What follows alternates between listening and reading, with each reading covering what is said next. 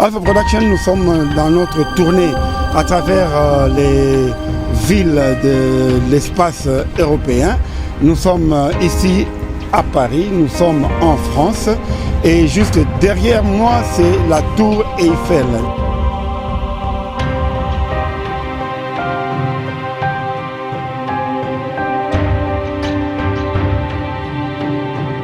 Bienvenue sur notre chaîne de Alpha Production. Alpha Production, nous sommes en tournée européenne et dans cette tournée européenne, nous sommes en Belgique en passant par la France.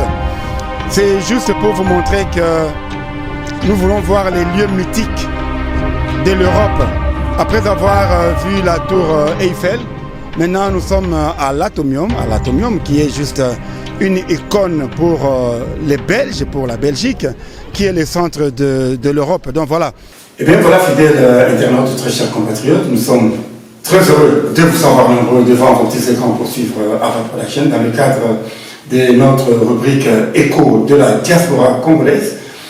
Nous venons rapidement pour rencontrer certains compatriotes qui sont en train d'exceller dans leur organisation au niveau de la diaspora. Et aujourd'hui, nous allons parler d'une organisation qui est Dynamique Congo. Dynamique Congo, pourquoi Dynamique Congo? C'est quoi Dynamique Congo?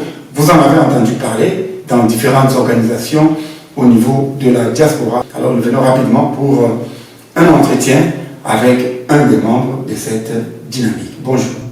Bonjour, messieurs. Nous sommes très heureux de vous savoir, de répondre à cette invitation, de venir vous visiter dans vos installations. Si vous pouvez vous présenter rapidement auprès de nos fidèles téléspectateurs que vous êtes. Merci pour m'avoir donné cette opportunité de pouvoir représenter notre organisation qu'on appelle Dynamique Congo. Dynamique Congo, c'est une organisation de la société civile qui regroupe un certain nombre d'organisations et partis politiques. Au départ, notre but était de rassembler, de créer un rassemblement le plus large au niveau de la diaspora ici en Belgique. Et nous avons par le passé réalisé pas mal d'activités, des initiatives qui ont regroupé depuis la création de Dynamique Congo en 2017 un certain nombre d'organisations de la société civile.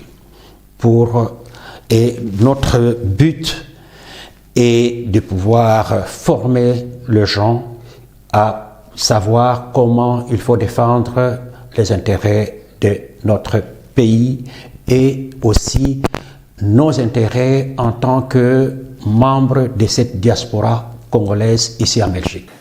Voilà, la diaspora congolaise ici en Belgique, vous faites membre et dans cette dynamique Congo, votre apport ou votre structure qui fait partie de cette dynamique, c'est quelle structure? Si vous voulez d'abord commencer par là. Oui, personnellement, je réponds au nom d'Albert Bouya. Je suis le président actuel de Dynamique Congo. Et nous avons par le passé eu d'autres présidents qui ont dirigé cette organisation. Et avec l'évolution de la situation politique de notre pays, eh bien, aujourd'hui, c'est moi qui ai pris le relais. Et je ne suis pas seul, nous sommes avec d'autres compatriotes, mais en même temps, nous travaillons en étroite collaboration avec le groupe Epiphanie. Le groupe Epiphanie, d'ailleurs, qui est le fondateur de Dynamique Congo, est un regroupement de la société civile qui regroupe un certain nombre de prêtres du diocèse de Kinshasa, et d'ailleurs, mais qui sont basés ici en Belgique. Comme eux, ils ne savent pas faire de la politique, eh bien, ils ont créé cette structure pour pouvoir promouvoir les intérêts, défendre les intérêts de notre pays. Défendre les intérêts de notre pays au niveau de la diaspora, au sein de cette dynamique, et aussi l'Épiphanie, qui est en quelque sorte la mère de cette dynamique au Congo. Alors, quelle est la relation le niveau de collaboration avec l'Épiphanie et Dynamique Congo dans son actif? Eh bien, nous avons une très bonne collaboration entre le groupe Épiphanie et Dynamique Congo, qui est notre, donc on peut dire, l'organisation mère. Et comme eux, en tant que prêtres, ne savent pas faire la politique, donc ils ont impliqué les laïcs qui, eux, ont eu cette possibilité de pouvoir parler politique, parler des préoccupations de nos compatriotes ici en Belgique, mais en même temps aussi sur tout ce qui se passe dans notre pays. Au niveau de la politique active de notre pays, l'Église joue aussi un rôle important dans le cadre de la sensibilisation des fidèles et de la population. Alors, les relations entre Dynamique Congo et l'Église, je crois qu'il est au beau fixe. Notre relation est une relation comme toute autre organisation. Nous sommes un regroupement des laïcs. Et les membres du Dynamique Congo sont tout à fait autonomes dans leur prise de décision par rapport à l'Église. Donc, il n'y a pas une relation directe qui influence nos décisions. Ce qui nous unit, c'est le pays. C'est l'intérêt supérieur de notre pays. Si vous ne vous occupez pas de la politique va s'occuper de vous. Alors voilà pourquoi il y a aussi l'influence des laïcs qui sont dans des milieux professionnels, qui réfléchissent même au niveau des prises de décision. Il y a des chrétiens catholiques, laïcs, qui participent dans la gestion de la chose publique, d'où on peut comprendre aussi l'importance de cette dynamique qui réfléchit par rapport à la situation de notre pays, la République démocratique du Congo. Depuis combien de temps que la dynamique existe? Vous dites qu'il y a de cela depuis 2017. 2017? Officiellement, depuis 2017, que notre organisation est reconnue en tant qu'association sans but lucratif. Installée ici en Belgique. Ok. Alors maintenant, Dynamique Congo, est-ce seulement au niveau de la Belgique ou bien c'est étendu dans d'autres pays? Eh bien, nous avons des partenaires. Donc, nous avons cette politique de créer des partenariats avec d'autres organisations qui se trouvent dans différents pays comme en République démocratique du Congo. Nous avons deux membres de la société civile qui travaillent avec nous dans certains objectifs. Mais à présent, nous n'avons pas encore une structure tout à fait autonome au niveau du pays. Au niveau du pays, il n'y a pas encore une dynamique en tant que telle, mais est-il que, vu la situation actuelle qui sévit dans notre pays, nous savons très bien que la République démocratique du Congo est victime d'une agression barbare de la part de son voisin qui est le Rwanda. Quelle est la position de Dynamique Congo face à cette situation? La position de Dynamique Congo face à la situation actuelle, elle est claire. Nous soutenons les institutions dans la recherche de la solution afin d'amener la paix en RDC. Nous condamnons l'agression que subit notre pays par rapport à cette politique du Rwanda qui, malheureusement, nous apporte beaucoup de malheurs, beaucoup de tueries, beaucoup d'agressions dans la partie est de la RDC. Oui, le Rwanda, toujours le Rwanda.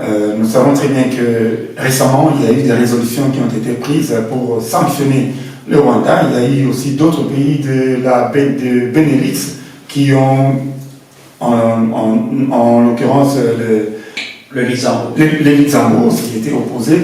Alors, maintenant, avec les prises de position et des sanctions ciblées contre certains dirigeants rwandais, comment est-ce que vous avez accueilli les nouvelles dispositions émanant de la communauté internationale, entre guillemets? D'abord, nous félicitons le gouvernement congolais qui mène une action diplomatique de très grande envergure. Et personnellement, avec d'autres expériences que j'ai sur le plan international, je félicite le chef de l'État, je félicite notre ministre des Affaires étrangères dans cette ligne qu'ils se sont définis pour défendre les intérêts de notre pays. Et nous félicitons aussi les Nations Unies qui, après 30 ans, se réveillent pour pouvoir maintenant pointer du doigt les responsabilités du Rwanda par rapport à tous les massacres que nous connaissons dans notre pays. Voilà. Puisqu'il faut parler de la communauté internationale qui devrait prendre et qui a pris certaines décisions, vous vous souviendrez que ce n'est pas la première fois qu'il y a eu des résolutions qui sont issues de cette même communauté internationale dont l'application a posé problème. Quelles sont les garanties, vous, en tant que membre de Dynamique Congo, quelles sont les garanties et faisant partie de la diaspora, quelles sont les garanties que vous accordez à ces mesures qui sont prises par les membres de cette communauté internationale? La garantie la plus importante que nous pouvons obtenir de la communauté internationale, c'est la pression que nous devrons exercer, qui doit être une pression permanente jusqu'à la résolution du problème de l'Est. Parce que moi, j'ai eu l'occasion parfois de voyager un peu partout à travers le monde pour défendre les intérêts de notre pays. Eh bien, nous pensons que la ligne que le gouvernement a optée est une ligne qui est bénéfique pour notre pays. Parce que nous en avons beaucoup souffert, nous n'avons pas été compris à temps par rapport à tout ce que nos frères de l'Est sont en train d'endurer. Aujourd'hui, l'opportunité est là. Toutes les actions que nous sommes en train de réaliser au niveau de l'extérieur, au niveau de la diaspora, d'ailleurs, Dynamique Congo ne travaille pas à vase clos. Nous travaillons avec d'autres organisations qui nous permettent aujourd'hui d'exercer une pression permanente auprès des institutions européennes ou d'autres institutions internationales afin que cette fois-ci qu'on arrive à une solution définitive qui puisse ramener la paix une fois pour toutes à l'est de la République démocratique du Congo. Oui, parce qu'il faut parler de la paix dans notre pays, la République démocratique du Congo, et pourquoi pas au niveau des pays des Grands Lacs, parce que c'est toute la région qui est concernée dans ces conflits. Alors, comment voyez-vous les relations diplomatiques de la RDC face à ses voisins qui l'entourent? Les décisions sont prises, les résolutions sont prises. Est-ce qu'il y a des bonnes relations? Bien sûr, cette question pourrait peut-être être bien posée auprès du ministre des Affaires étrangères qui nous suit en ce net moment. Alors, les relations voisinage, on sait très bien qu'on a un problème avec un des voisins qui est le Rwanda. Alors, qu'est-ce que quand ça brûle chez le voisin, ça peut embraser toute la région? Alors, les garanties que cela ne pourrait se répéter dans les 8 autres pays voisins. Mais comme vous le savez, le Congo, depuis 1996, la RDC a été victime de son hospitalité. Ouais. Et par nature, le peuple congolais est un peuple hospitalier. Il nous a été imposé par les Nations Unies de pouvoir accueillir nos frères du Rwanda qui ont quitté dans la violence leur pays et qui ont commis des actes de génocide que nous déplorons tous au Rwanda. Mais ce qui est un peu regrettable, c'est de voir que le Rwanda a voulu instrumentaliser cette situation-là pour commettre des actes d'un autre génocide en République démocratique du Congo. Et nous souffrons de cette situation, ça fait 30 ans. Donc, nous pensons, d'ailleurs à l'arrivée du président Félix Tshisekedi, les gens ne l'ont pas compris au départ, lorsqu'il a pris l'initiative de rencontrer les différents chefs d'État des pays qui nous entourent. Il était de bonne foi. Il a pensé il a cru qu'en allant vers les autres pour ouvrir un dialogue, pour travailler ensemble dans l'intérêt de nos peuples, il croyait être compris par nos pays voisins. Malheureusement, il va se rendre compte avec le temps qu'on n'avait pas les mêmes agendas. Et lorsqu'il s'est rendu compte qu'on n'avait pas les mêmes agendas, c'est en ce moment-là, finalement, avec l'expérience qu'il a vécue, il fallait pointer du doigt là où se trouvait la gangrène.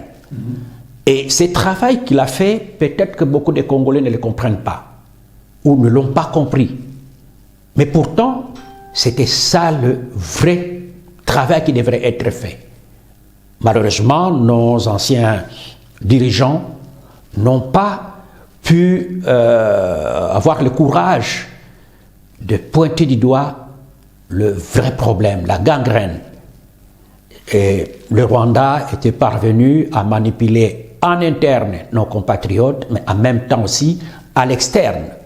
Donc, la communauté internationale ne comprenait pas très bien comment un grand pays comme le nôtre pouvait continuer à se pleurnicher en oubliant que les différents comment dirais-je, accords qui ont été signés ont mis le pays pieds et mains liés à l'avantage du Rwanda, qui a géré le pays par personne interposée.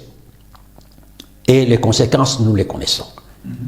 D'ailleurs, quand vous constaterez l'armée, avec tout ce que nous sommes en train de subir, toutes ces trahisons, et c'est là où on découvre que ce travail était déjà réalisé en amont, et aujourd'hui, tout ce que nous sommes en train de vivre, les trahisons que nous sommes en train de vivre, étaient déjà préparées. Donc la gangrène était déjà dans nos structures institutionnelles. Alors maintenant, parlant des structures institutionnelles, actuellement, il y a le remaniement au niveau du gouvernement. Et quelles sont les attentes, quelles peuvent être les attentes de la population congolaise après avoir subi tout ce qu'il y a eu? Il y a eu les infiltrations, les incompétences qui ont fait que nous avons perdu la bataille, mais pas le combat. Alors, quelles sont les attentes du Dynamique Congo face aux nouvelles dispositions, en l'occurrence la mise en place de notre gouvernement? Bien, au départ, nous devrons comprendre qu'il y a un travail diplomatique qui a été réalisé pour arriver aux accords de Luanda. Et dans ces accords, le chef de l'État a raison de pouvoir traiter avec les Rwandais, parce que l'instigateur, le manipulateur de toute la situation que nous vivons vient du Rwanda, de M. Kagame. Donc, c'est très important que le chef de l'État puisse régler le problème avec M. Paul Kagame. Directement. Ouais. Deuxième étape, c'est le processus de Nairobi. Là, on a défini un cadre où l'ensemble des groupes armés devraient se retrouver pour essayer de voir comment le canaliser à pouvoir s'intégrer dans la société congolaise, surtout pour, en priorité, ceux qui sont congolais. Ouais. Ceux qui sont les étrangers doivent suivre la ligne qui va être tracée pour leur désengagement dans les territoires congolais. Et aujourd'hui, les chefs de l'État, pensons et nous soutenons d'ailleurs ces deux processus qui puissent nous permettre de ramener la paix en RDC. Faire autrement, ça sera une façon de retomber ou de ramener le pays 30 ans en arrière. Parce que on sait comment le mixage se sont opérés. Moi, je suis quand même témoin vivant qui pendant 30 ans, a suivi l'évolution de la situation politique de notre pays.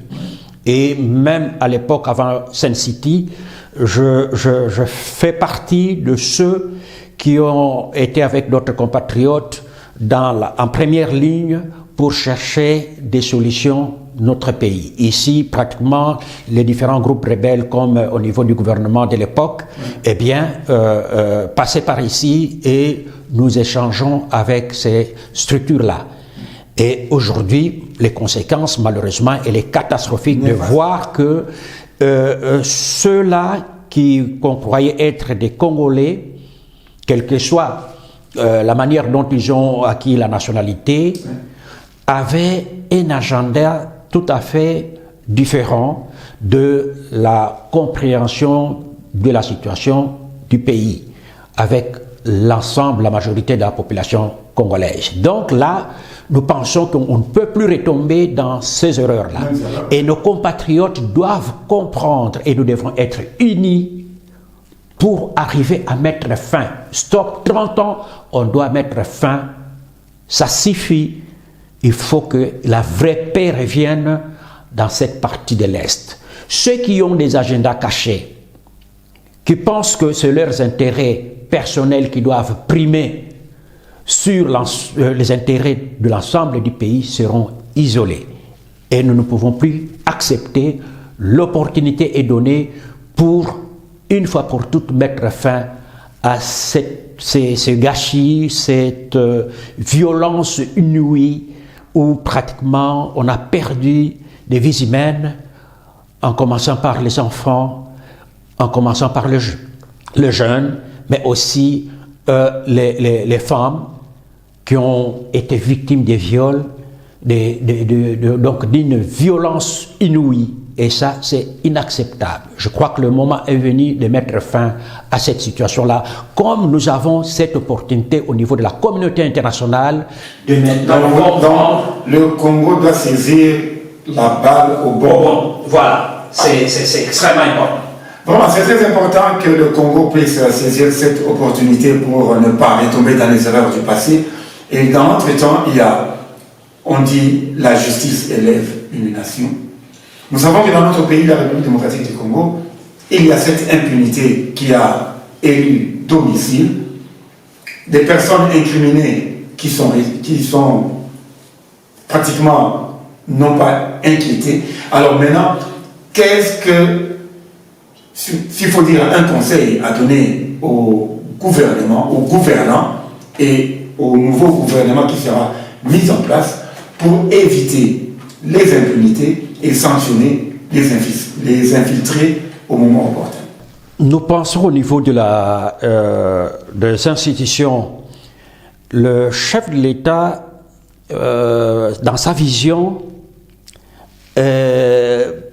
pensait que les Congolais ou les responsables qui ont été choisis pour assurer les responsabilités dans les différents secteurs pouvaient avoir le courage de pouvoir prévaloir la justice, le droit, la démocratie, avec la séparation des pouvoirs. La justice aurait pu et devrait jouer d'ailleurs son rôle d'élever la nation, c'est-à-dire être en mesure de sanctionner les coupables dans les différents domaines, que ce soit sur le plan de la gestion de la chose publique, mais en même temps aussi sur tous ceux-là qui violent impunément les droits de la personne humaine. Et nous invitons le gouvernement d'encourager la mise en place de cette Cour pénale internationale et nous sommes très contents que le procureur général de la Cour pénale internationale ait été au Congo pour entamer, ouvrir pratiquement le dossier des violations des droits de l'homme en RDC. Et nous espérons que cette fois-ci, ça pourra avancer parce qu'il faut punir, il faut mettre sur pied une justice transitionnelle qui va permettre de sanctionner, d'identifier tous les coupables qui ont violé les droits humains. Voilà. Voilà. En droit, on dit dur à l'ex, c'est l'ex, la loi est dure, mais c'est la loi doit être appliquée. Alors, un message aussi pour le gouvernement congolais de ne pas faire la complaisance. Lorsqu'il faudra sanctionner, il faut sanctionner. Comme on dit dans Monokamboka, Bikolo Kokoyate. Alors, maintenant que nous avons parcouru un peu cette situation politique de notre pays, alors l'apport maintenant de la diaspora, de la dynamique MENA Congo en ces moments très, très précis. Nous avons cette possibilité d'influencer les décisions. Et d'ailleurs, la pression que nous exerçons actuellement auprès des institutions belges ou les institutions européennes est un complément des efforts que consent le gouvernement pour aboutir à régler définitivement la crise de l'Est de la RDC. Et nous pensons que la diaspora a toujours joué un rôle très important, que ce soit sur le plan économique. La diaspora est considérée comme la 6e région au niveau de l'Afrique. Donc, nous avons un rôle à jouer. Tout ce que nous pouvons espérer, c'est d'être compris par nos compatriotes qui se trouvent sur le terrain. L'union fait la force. Et si nous travaillons la main de la main, eh bien, nous serons beaucoup plus forts. Donc, c'est vraiment notre souhait. Et nous ne sommes pas là pour quémander quoi que ce soit, mais plutôt en tant que patriotes, nous participons à la recherche de solutions de paix pour notre pays. Et nous espérons que cet apport sera pris en considération par nos compatriotes qui se trouvent sur le terrain. Nos compatriotes qui se trouvent sur le terrain, nous savons très bien que la majorité des membres qui composent les gouvernements, la plupart viennent de la diaspora. Alors, quels sont les conseils que vous pouvez apporter aux représentants de la diaspora dans le gouvernement? Bien. Moi, je suis l'une des personnes qui a participé aux différents changements qui se sont opérés dans notre pays, en commençant par l'arrivée du président Kabila le Père. Et à cette époque, en tout cas, un certain nombre de membres de la diaspora qui ont rejoint la lutte qui était menée, les mouvements qui étaient enclenchés. Et nous avons espéré que ce représentant aurait pu travailler. Bien sûr qu'on ne peut pas jeter de l'opprobre à tout le monde, mais il y a certains membres qui ont été corrects, qui ont travaillé, qui ont apporté leur expérience, mais il y en a d'autres qui n'ont pas compris la confiance qui leur a été accordée par les dirigeants de l'époque. Et malheureusement, nous constatons aussi que cette deuxième chance que nous avons d'avoir un chef de l'État qui vient de la diaspora, plus particulièrement ici en Belgique, il avait cru de bonne foi que les amis qui l'ont rejoint devraient l'aider, pouvaient l'aider à pouvoir apporter des innovations, de changements dans le pays. Malheureusement, comme je l'ai dit, on ne peut pas jeter de l'opprobre à tout le monde. Il y a eu un certain nombre de nos compatriotes qui ont rejoint les chefs de l'État qui ont travaillé correctement, qui d'ailleurs sont retenus jusqu'à présent, jouent un rôle important, mais il y en a d'autres malheureusement qui ont déçu. Est-ce qu'ils avaient compris la confiance que le chef de l'État leur avait accordée? Malheureusement, nous constatons avec regret qu'ils n'ont pas compris cela. C'est dommage, parce que cet échec-là jette de l'opprobre à l'ensemble de la diaspora. Et pourtant, dans la diaspora, nous avons plusieurs paliers où vous trouverez des gens qui travaillent, de gens qui sont des indépendants, de gens qui sont impliqués dans le domaine économique, dans le domaine socio-culturel, et qui ont une expertise, une expérience. Mais ces gens-là, qui ont des obligations ici, n'arrivent pas à aller sur place. Mais, et pourtant, c'est une expérience importante pour notre pays. Malheureusement, nous avons toujours aussi connu cette dualité entre nos compatriotes qui se trouvent sur le terrain et la diaspora. Et pourtant, on devrait privilégier l'unité, c'est-à-dire une certaine complémentarité, parce que nous avons des choses à apporter pour notre pays. Nous avons de l'expérience à apporter pour notre pays, pour le changement qui doit s'opérer dans notre pays. Mais nous ne devrons pas aller avec la prétention de méconnaître le mérite de nos compatriotes qui se battent sur le terrain. L'union fait la force. Si nous pouvons travailler ensemble, eh bien, nous irons plus loin. Mais si nous restons dans cette dualité, dans les appréhensions, eh bien, c'est là où nous risquons de faire du surplat. Donc, c'est-à-dire qu'on tourne en rond. Donc, nous devons tous regarder dans la même direction. Je crois que le président de la République a passé plusieurs messages pour essayer de nous sensibiliser afin que nous puissions travailler main dans la main. Tous ne peuvent pas devenir chefs de l'État au même moment. On ne sera pas ministre au même moment, mais on peut aussi travailler dans sa contribution dans les secteurs tout à fait informels ou formels, indépendants, mais apporter un plus pour la création des emplois dans notre pays. Donc voilà ce que je peux dire.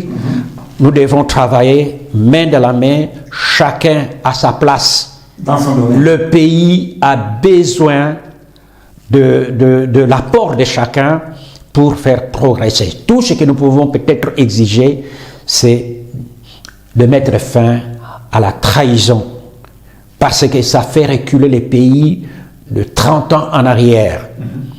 Comment on peut ridiculiser notre armée avec des supérieurs qui trahissent, qui abandonnent les troupes et qui ont des conséquences sur la crédibilité même de notre armée. Voilà. Nous espérons que avec les réformes qui vont être engagées vont permettre de faire une sélection, de trouver de bons leaders qui pourront amener notre armée à la victoire finale. En tout cas, merci beaucoup. C'était la contribution de notre compatriote par rapport à cette situation chaotique dans notre pays, la République démocratique du Congo. Les conséquences sont là et maintenant qu'il faut réajuster le tir, nous espérons que cette fois-ci, le casting sera bon et aussi cette fois-ci au niveau de la diaspora, ne doivent pas aller dans l'ordre dispersé, autant plus se soutenir. Alors, une réflexion serait dans le cadre de conjuguer les efforts de la diaspora. Nous savons très bien qu'au niveau de la diaspora, c'est un peu difficile lorsqu'on parle de cette diaspora. Elle est un peu plus hétérogène, c'est pas homogène. Alors, n'y aurait-il pas une cellule de réflexion? Puisque lorsqu'on parle de la diaspora, c'est pas seulement en Europe, c'est en Afrique, c'est en Asie, Océanie, là où nous venons de l'Océanie, nous sommes très loin. Alors, y aura-t-il, parce qu'il y a eu des initiatives par le passé, mais qui ont été entachées de certaines histoires, alors est-ce qu'on ne peut pas tirer des leçons du passé pour faire mieux, tous pour l'intérêt commun qui est la République démocratique du Congo? Et voilà, donc ici, j'ai une petite expérience que je peux partager. Par le passé, nous sommes arrivés à réunir la diaspora mondiale à travers des plateformes que nous avons créées. Et nous avons eu à mener des actions qui ont eu un impact pour aider l'opposition politique à pouvoir se présenter avant les dialogues de Sun City. On avait un regroupement qu'on appelait les collectifs des forces vives et démocratiques du Congo-Kinshasa. Et à cette époque, nous avons pu fédérer cette diaspora. Et d'ailleurs, c'est ça qui nous a permis de choisir officiellement pour la première fois de délégués qui nous ont représentés au dialogue des Sun City. Donc cela veut dire il y avait un représentant de l'Amérique, il y avait un représentant de l'Afrique du Sud, enfin de l'Afrique, il y avait 3 représentants qui sont partis de l'Europe. Et on a organisé même les élections à cette époque-là pour le choix de ces représentants. Malheureusement, les choses par après n'ont pas marché. Pourquoi? Parce que il y a eu d'autres éléments qui ont fait que chaque groupe important qui était au dialogue a voulu tirer le drap de son côté. De son côté. Et c'est comme cela que on n'a pas pu continuer. Mais aujourd'hui, les initiatives sont en cours. Quand je parle du collectif des associations de la diaspora ici en Belgique, nous travaillons ensemble. Je crois qu'il y a des actions que nous sommes en train de mener. Dernièrement, nous étions à Strasbourg. Avant la prise de la résolution de l'Union européenne, nous étions là pour faire pression. Nous venons d'organiser d'ailleurs 2 grandes manifestations ici en Belgique. Vous suivez ce qui se passe en France, en Angleterre, un peu partout. Donc ça bouge, la diaspora bouge. Et ça montre à suffisance que la diaspora n'a jamais coupé le cordon ombilical avec notre cher pays. Donc ce qui se passe à l'intérieur du pays nous concerne au premier point, parce que nous en subissons les conséquences. Donc, justement, donc si les choses marchent au pays, eh bien, ça va aussi nous alléger les charges. Donc notre souhait, c'est de voir notre pays aller de l'avant et pourquoi pas aller aussi terminer notre séjour sur cette terre à dans notre pays. Voilà, c'est pourquoi le président de la République, Félix Antoine Tshisekedi Tshilombo, disait que la diaspora, votre place est ici. Oui, la place de la diaspora, c'est dans notre pays, la République démocratique du Congo. Il y a eu des élections par 2 fois, ça c'est le 2e mandat, et les élections doivent aussi être en perspective. D'emblée, il y a des lois qui existent au niveau du Parlement pour l'organisation des élections et préparation des élections. Par le passé, lors des derniers suffrages, la diaspora congolaise a été aussi impliquée dans les élections, c'est-à-dire il y a eu des électeurs au niveau de la diaspora qui a été organisée d'une manière ou d'une autre, il y a eu des failles. Est-ce que, si cette question mériterait aussi une réponse, est-ce que la diaspora s'organise au vu de l'expérience des dernières élections à commencer les préliminaires en amont pour ne pas attendre le calendrier électoral? Oui, cette fois-ci, ce que nous souhaitons, c'est de voir c'est d'arriver à faire élire les membres de la diaspora au Parlement congolais. C'est-à-dire, nous venons de vivre une première expérience où la diaspora a participé à l'élection présidentielle. Nous souhaitons qu'il puisse élargir à d'autres niveaux de pouvoir.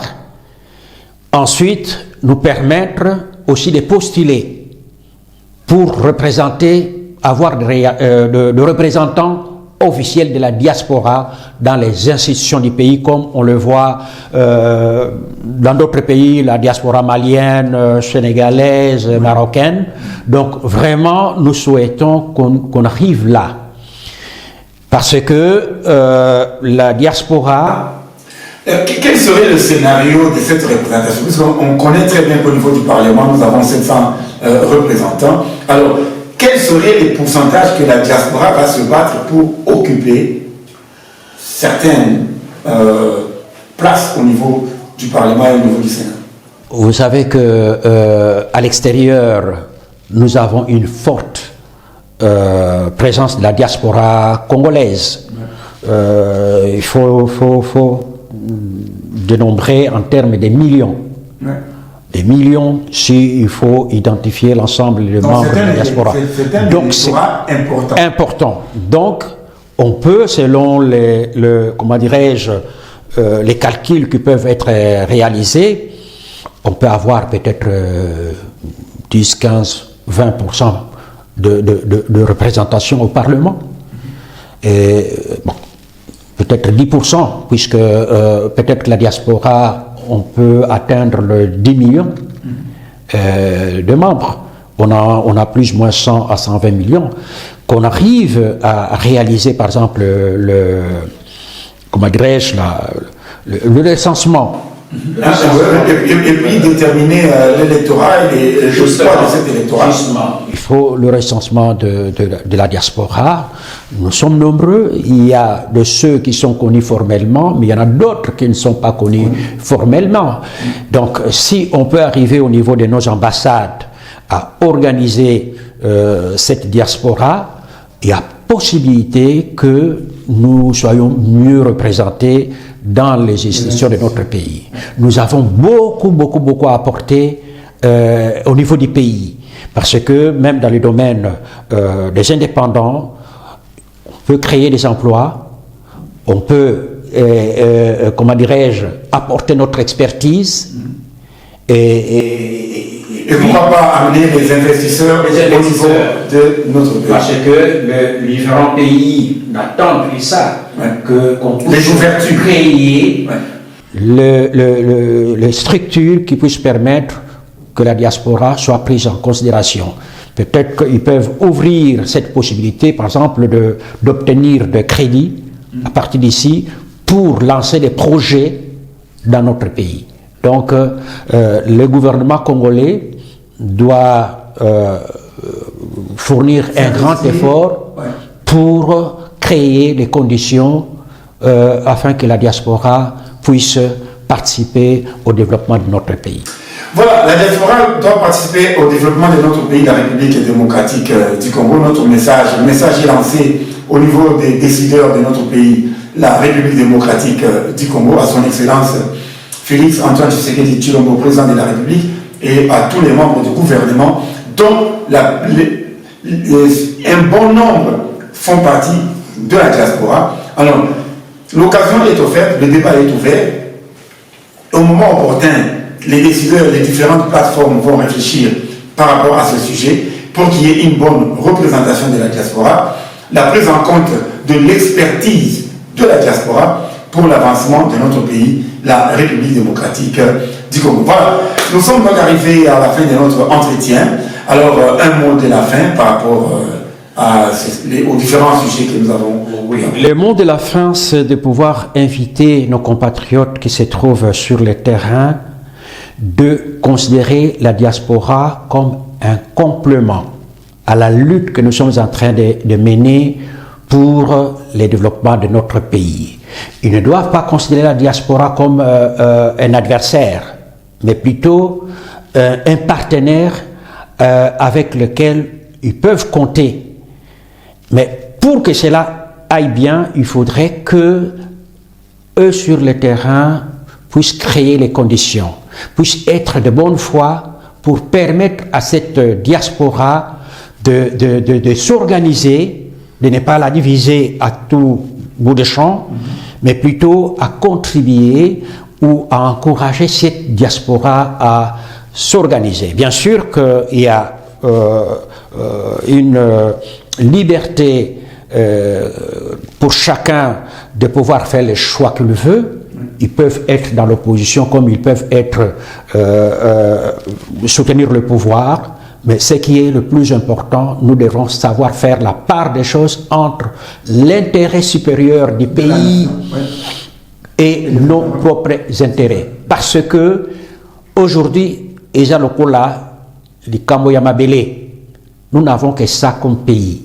Donc nous devrons nous battre d'abord pour sauver les pays avant de pouvoir amener nos combats politiciens qui nous retardent ou travailler à contre-courant, c'est-à-dire aller affaiblir les actions que mène le gouvernement pour se libérer totalement de l'emprise rwandaise, c'est vraiment contre-productif. Et ça, je conseille à nos frères qui se trouvent dans cette logique-là de faire la part des choses. Après avoir parcouru tous les avis et considérations par rapport à la situation dans notre pays, la République démocratique du Congo, alors quelles sont les conclusions que vous pouvez tirer de tout ce que nous vient de dire? Eh bien, la conclusion que je peux tirer en ce moment ici, d'abord, vous remercier pour m'avoir donné l'occasion de donner mon analyse de la situation du pays. Ensuite, donner aussi mon analyse de la situation donc, du pays, mais en même temps aussi donner des perspectives. Dans la situation présente, ça nécessite l'unité de tous les Congolais. Quelles que soient nos divergences, dans une démocratie, je crois que le président Tshisekedi est pratiquement un des rares présidents qui permet aux gens de pouvoir les critiquer et de s'exprimer, de donner leur avis. Mais malheureusement, il y a des moments parfois, nous exagérons dans nos critiques. Et nous manquons parfois déontologie, de savoir que, voilà, en tant que responsable politique, il y a des choses que je peux me permettre, mais il y en a d'autres que je ne peux pas me permettre, parce que je suis là en tant qu'éducateur aussi de ce public.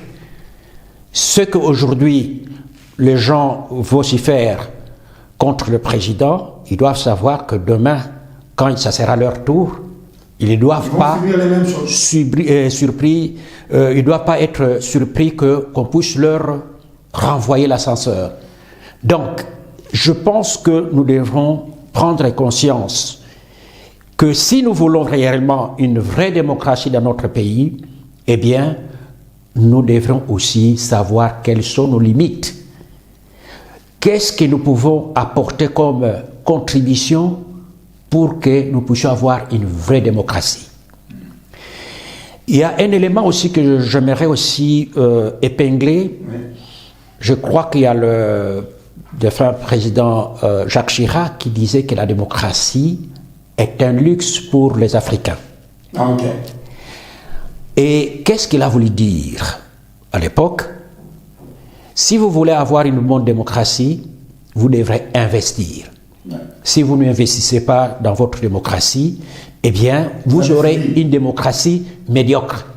C'est-à-dire que les gens qui ne sont pas formés, qui ne maîtrisent pas tous les rouages ou les concepts de la démocratie, qui viendront brouiller les cartes, on va avoir des leaders qui auront comme mission juste comment je dois me positionner pour avoir tiré profit, mais ils n'ont aucun contenu qui puisse permettre à notre peuple d'apprendre le rudiment, les réalités de la démocratie.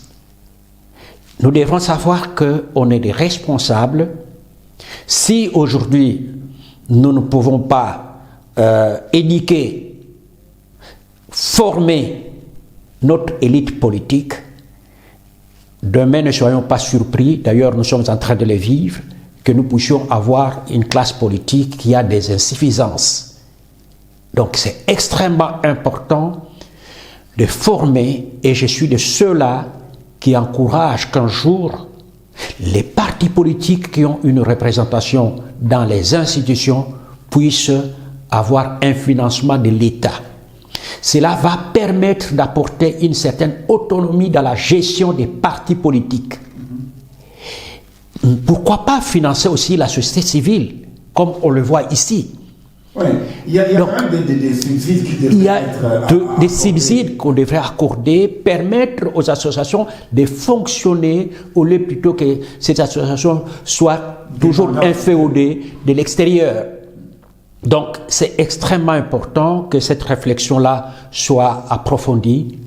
Ça fait déjà, depuis les années 90 jusqu'à aujourd'hui, ça fait déjà plus de 30 ans, plus ou moins dans les 30 ans, que nous partons.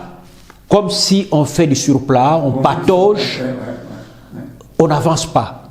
Il y a des pays en Afrique qui avancent parce qu'ils ont compris que nous pouvons financer les partis politiques pour qu'ils puissent avoir une démocratie de qualité.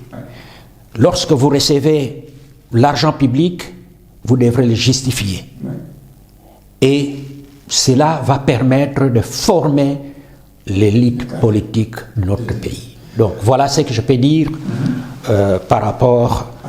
En tout cas, c'est une bonne réflexion, je vais rappeler à nos fidèles téléspectateurs que nous sommes une cellule de réflexion dans cette structure, dans cette rubrique Écho de la diaspora, et nous recevons les points de vue de nos compatriotes par rapport à la situation de notre pays et leur expertise, comment ils peuvent l'exprimer, et que nous souhaitons que les décideurs de notre pays puissent en tenir compte, car le pays nous appartient à tous, et ceux qui sont au niveau de la diaspora et ceux qui sont sur place au pays.